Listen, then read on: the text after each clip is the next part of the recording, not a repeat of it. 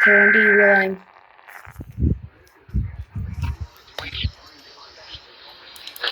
Automatically activated by the signal to warn of the impending hazard. Test of the signal and receiver's performance are normally conducted by the National Weather Service every Wednesday between 11 a.m. and 12 noon. If there is a threat of or existing severe weather in the area on Wednesday, the test will be postponed until the next available good weather day. Problems with reception of this broadcast, normally more noticeable at greater distances from the transmitter, can occur even though you are using a good quality receiver in perfect working order.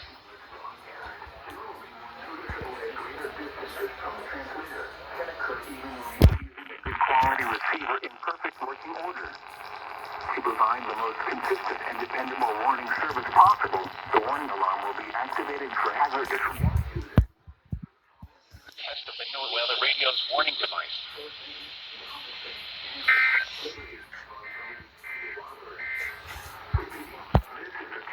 NWS Weather Radio's warning device.